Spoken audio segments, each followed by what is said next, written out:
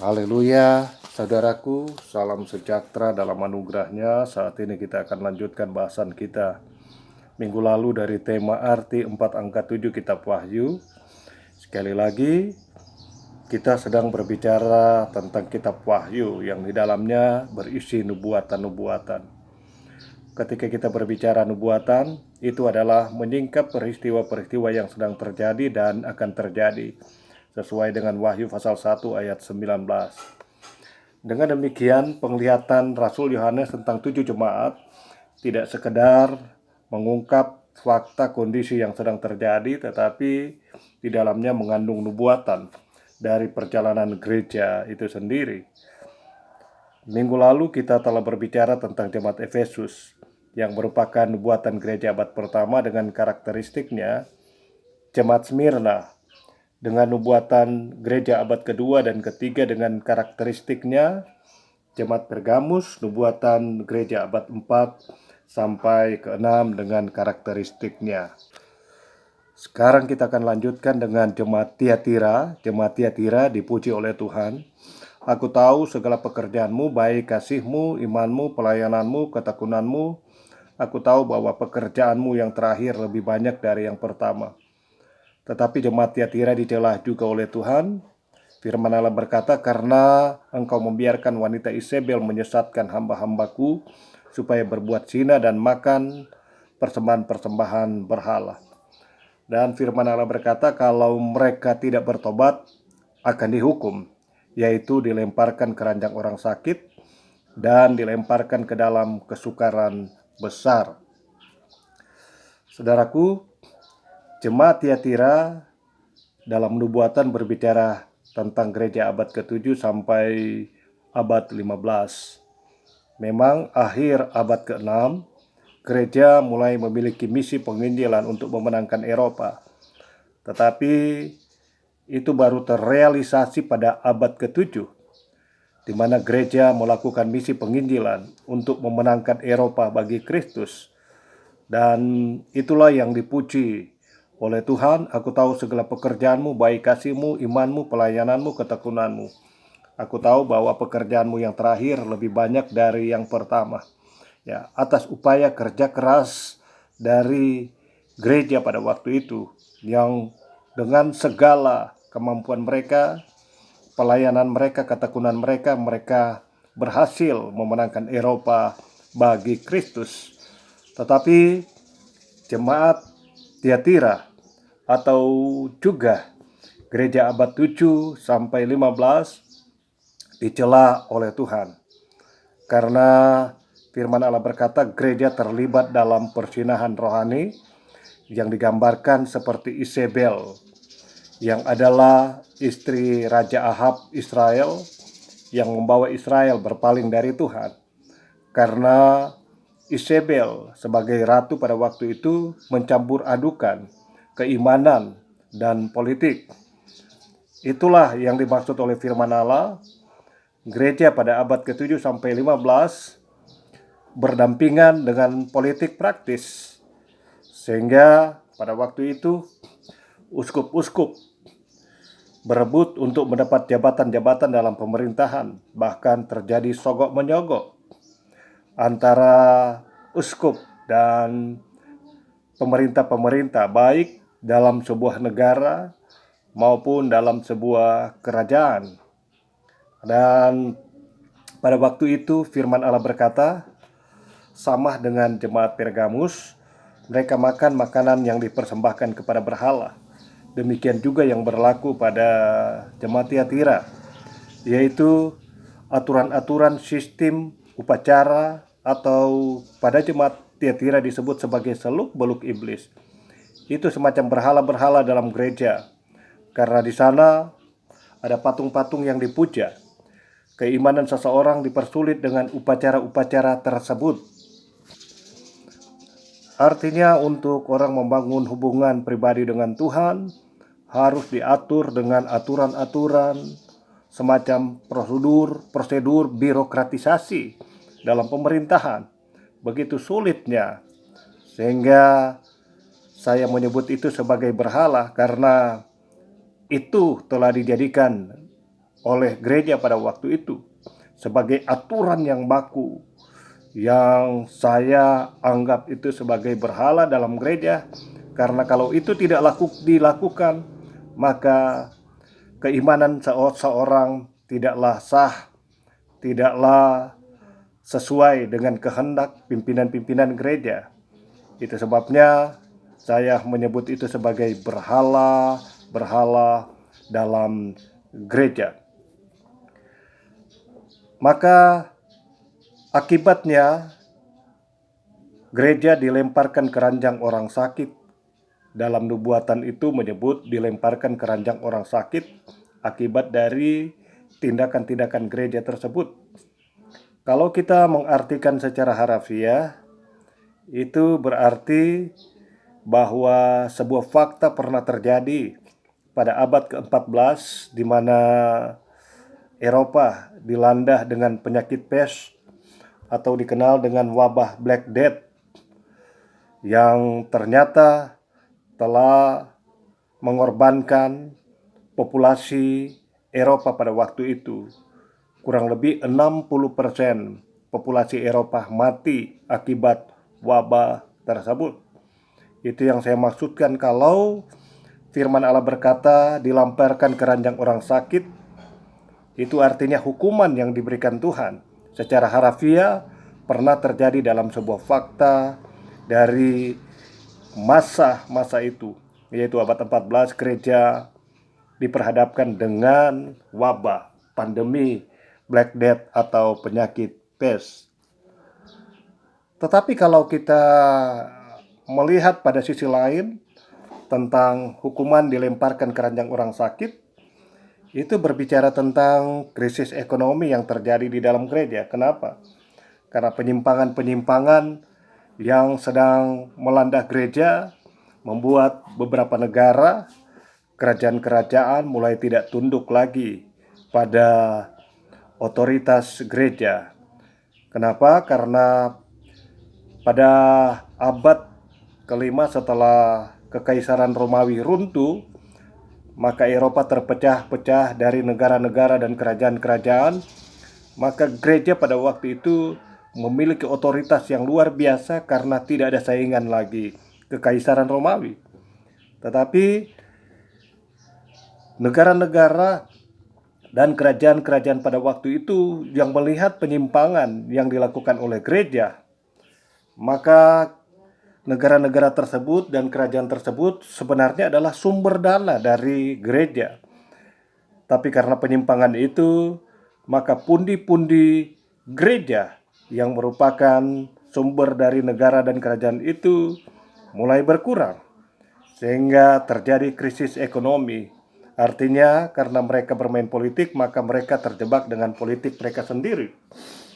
Dan akhirnya untuk mencari pundi-pundi dana gereja, muncullah pengajaran-pengajaran atau doktrin yang kita kenal dengan surat indulgensia atau surat penghapusan dosa atau surat pengampunan dosa atau apalah yang mau disebut dengan istilah itu.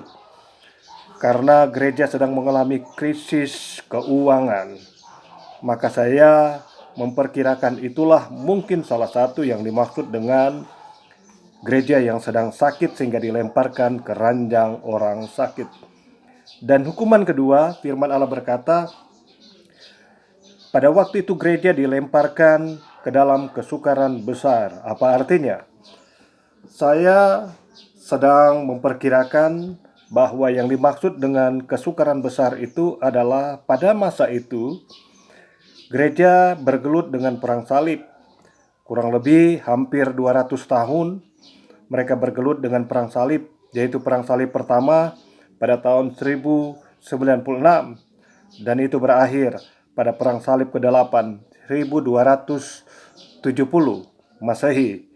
Artinya itulah yang dimaksud oleh firman Allah, gereja mengalami kesukaran besar karena mengalami perang salib yang berkepanjangan dan berlangsung hampir 200 tahun. Selanjutnya, Jemaat Sardis. Jemaat Sardis dikatakan firman Allah, engkau dikatakan hidup padahal engkau mati. Maka firman Allah berkata, bangunlah dan kuatkanlah apa yang masih tinggal, yang sudah hampir mati, sebab tidak satupun dari pekerjaanmu aku dapati sempurna di hadapan Allahku. Jemaat Sardis dalam nubuatannya itu berbicara tentang gereja abad 16 sampai pertengahan abad 17. Ya, apa yang dimaksud firman Allah, bangunlah apa yang masih tinggal padamu, itu berbicara tentang gereja yang hampir mati. Tetapi bagian yang dimaksudkan firman Allah, apa yang masih tinggal, ada sekelompok orang yang tidak puas, yang pada akhirnya meledak pada waktu Martin Luther, yang kita kenal dengan gerakan reformasi pada tanggal 31 Oktober 1517. Martin Luther memakukan 95 dalil di depan gereja sebagai protes terhadap gereja Katolik. Maka jemaat Sardis merupakan nubuatan daripada gerakan reformasi yang bangkit dari keterpurukan gereja itu sendiri. Tetapi sayang, gerakan reformasi tidak cukup maksimal, tidak sesuai dengan harapan. Karena apa?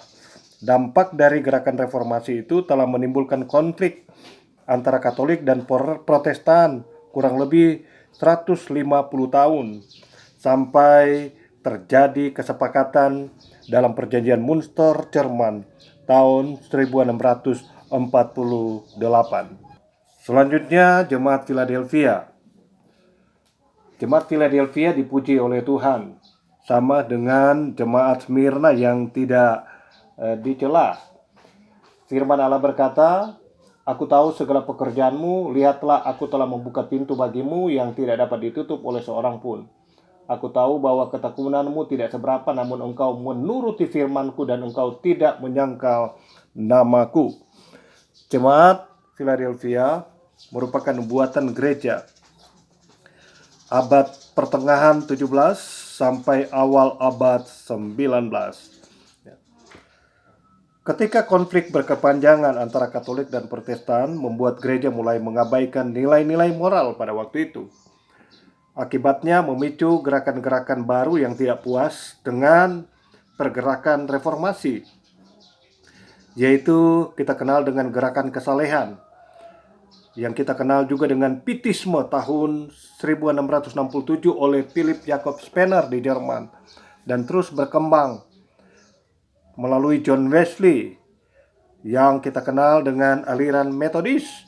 Mereka ingin mengembalikan esensi gereja, nilai-nilai dari gereja itu sendiri, untuk lebih fokus pada nilai-nilai kekudusan. Juga pada masa itu, gereja Protestan yang telah bersepakat dengan Katolik, telah berdamai dengan Katolik, mereka memulai misi-misi pelayanan keluar Eropa, misi-misi penginjilan keluar Eropa. Itulah yang dimaksud oleh firman Allah. Walau kekuatanmu tidak seberapa, tapi aku tahu bahwa pekerjaanmu itu telah dilakukan dengan misi yang benar. Maka firman Allah berkata, aku telah membuka pintu-pintu yang tidak ada seorang pun dapat menutupnya. Itu berbicara tentang pintu-pintu penginjilan. Ketika gereja kembali dan mau melakukan misi penginjilan, maka firman Allah berkata, firman Allah berkata, dia akan membuka pintu-pintu bagimu dan tidak seorang pun dapat menutupnya. Tetapi firman Allah berkata, ada kelompok yang disebut sebagai jemaat iblis. Kalau jemaat iblis dalam Smyrna, mereka adalah orang-orang Yahudi yang sudah percaya kepada Yesus, tetapi masih mau menerapkan prinsip-prinsip Taurat. Tetapi jemaat iblis yang disinggung dalam Philadelphia adalah orang-orang Kristen yang sudah percaya kepada Yesus, tetapi masih ingin menerapkan prinsip-prinsip Taurat. Kita tahu pada waktu itu ada yang namanya Ellen White, seorang yang mengaku dirinya nabi. Pada tahun 1840-an dia membentuk sebuah denominasi baru yang ternyata sampai hari ini kelompok tersebut sudah percaya kepada Yesus, tapi masih ingin menerapkan prinsip-prinsip Taurat. Tetapi firman Allah berkata, kalau mereka bertobat, aku akan membuat mereka tersungkur di hadapanku. Itulah yang dimaksudkan dengan jemaat iblis. Selanjutnya jemaat Laodikia. Jemaat Laodikia langsung dicela oleh Tuhan. Kata firman Allah, aku tahu segala pekerjaanmu, engkau tidak dingin dan tidak panas. Langkah baiknya jika engkau dingin atau panas. Jadi karena engkau suam-suam kuku dan tidak dingin atau panas, aku akan memuntahkan engkau dari mulutku. Karena engkau berkata, aku kaya dan aku telah memperkayakan diriku dan aku tidak kekurangan apa-apa. Dan karena engkau tidak tahu bahwa engkau melarat, malang, miskin, buta, dan telanjang. Ya, jemaat Laodikia adalah nubuatan gereja abad pertengahan 19. Pada waktu itu telah muncul berbagai denominasi baru. Selain dari gereja Katolik, gereja Protestan, juga yang disebut dengan gerakan Pietisme. Tapi ada begitu banyak gereja yang muncul, sehingga terjadi pertarungan doktrin. Masing-masing merasa yang paling tahu, yang paling benar. Inilah yang dimaksudkan oleh firman Allah. Gereja merasa kaya. Kalau kita bicara tentang kekayaan rohani dalam Alkitab, itu selalu berbicara tentang pengetahuan tentang firman Allah. Dan gereja masing-masing denominasi pada waktu itu merasa yang paling benar, yang paling kaya. Pertarungan-pertarungan pada pandangan-pandangan dan doktrin itu sendiri yang disebut oleh firman Allah, aku mencela engkau. Ternyata itu menjijikkan bagi Tuhan karena mereka kehilangan misi lagi, kehilangan visi lagi. Mereka hanya bertarung pada kepentingan-kepentingan, pandangan-pandangan pengajaran mereka. Maka firman Allah berkata, aku memuntahkan engkau. Itu sebabnya gereja pada abad itu dikatakan gereja yang miskin, gereja yang kehilangan visi. Maka Alkitab menyebut firman Allah menasihatkan supaya engkau membeli daripadaku emas yang telah dimurnikan dalam api, agar engkau menjadi kaya, dan juga pakaian putih supaya engkau jangan kelihatan ketelanjanganmu yang memalukan, dan lagi minyak untuk melumas matamu supaya engkau dapat melihat. Maka nasihat ini kepada gereja pada waktu itu untuk dapat membeli emas yang murni, itu artinya kembali kepada kemurnian iman, kepada visi, kepada misi. Tinggalkan perdebatan-perdebatan, pandangan-pandangan teologis, perdebatan-perdebatan doktrin pada waktu itu. Dan Alkitab sesuai dengan firman Allah menasihatkan supaya mereka membeli pakaian putih, supaya jangan kelihatan ketelanjanganmu. Pakaian putih itu berbicara tentang perbuatan-perbuatan orang benar.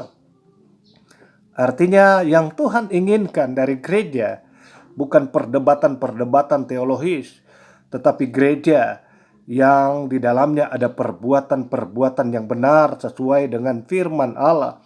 Dan belilah minyak pelumas untuk melumas matamu. Maksud firman Allah, gereja harus kembali kepada visi, memandang jauh ke depan, untuk masuk pada misi-misi penginjilan, supaya gereja dapat melihat campur tangan Tuhan dalam pelayanan mereka untuk kemuliaan Tuhan. Itulah yang dimaksud firman Allah dari nubuatan 7 jemaat, berbicara tentang sebuah perjalanan gereja abad pertama sampai dengan abad ke-19, dengan seluk-beluknya, dengan karakteristiknya, sehingga nubuatan ini telah ada dalam fakta sejarah kita yang tidak dapat disangkali. Maka dengan demikian, nubuatan 7 jemaat itu berbicara tentang gereja abad pertama sampai abad yang ke-19. Maka selanjutnya kita akan berbicara tentang 7 meterai, yaitu gereja dan kondisi dunia pada abad ke-20 sampai kedatangan Tuhan pada kali yang kedua.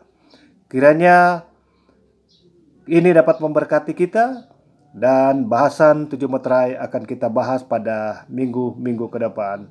Tuhan Yesus memberkati.